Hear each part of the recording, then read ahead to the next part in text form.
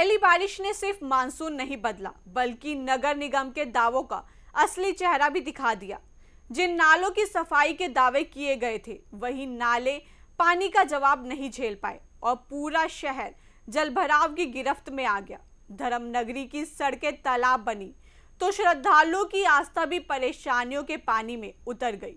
चलिए बताते हैं आपको विस्तार से। नमस्कार, स्वागत है आपका यूपी की बात में।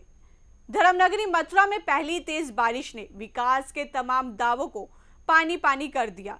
जिन सड़कों पर श्रद्धालु भगवान श्री कृष्ण के दर्शन के लिए पहुंचते हैं, आज उन्हीं रास्तों पर गंदे पानी का कब्जा नजर आया।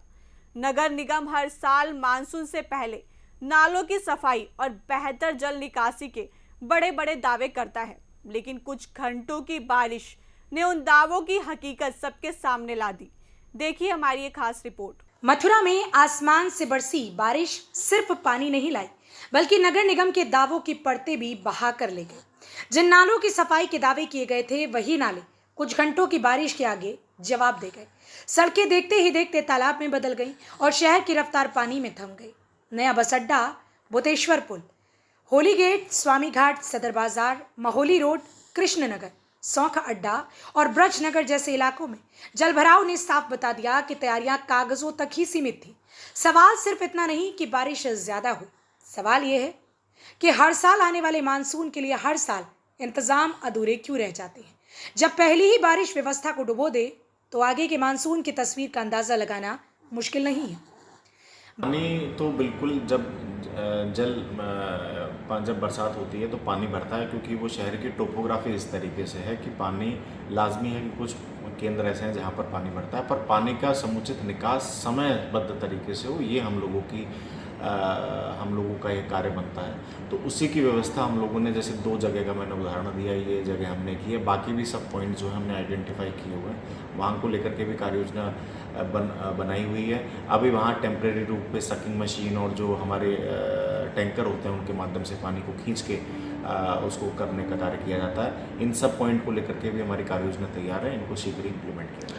नगर निगम की तरफ से क्या वहाँ कर्मचारी यहाँ ऐसे कुछ संसाधन किए गए हैं जो लोग पानी? बिल्कुल, इस समय बारिश को देखते हुए 24 घंटे के हिसाब से 2 से 3 पालियों में ड्यूटी लगाई गई है। 24 घंटे हमारी जितनी भी जलकल की टीमें पूरी तरीके से अलर्ट मोड पे है कि बारिश आए तो तुरंत रिसोर्सेज को मोबिलाइज करना और एक्टिवेट करना इन लोगों का कार्य रहता है, ताकि पानी को उसकी जल निकासी की जा सके और लोगों को कठिनाई न हो।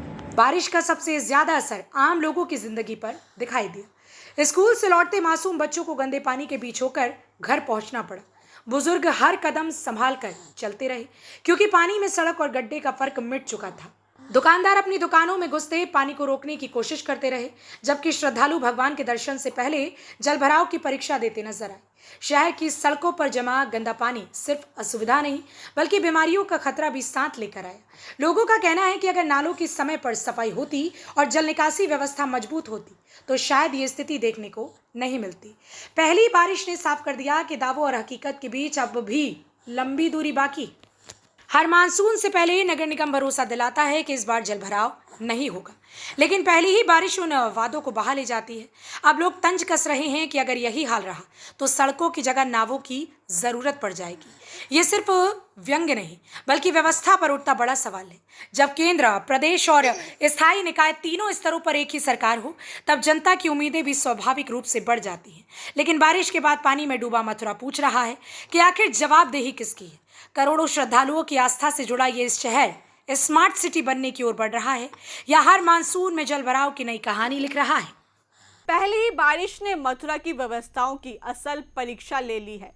सवाल अब सिर्फ जलभराव का नहीं बल्कि जवाबदेही का भी है।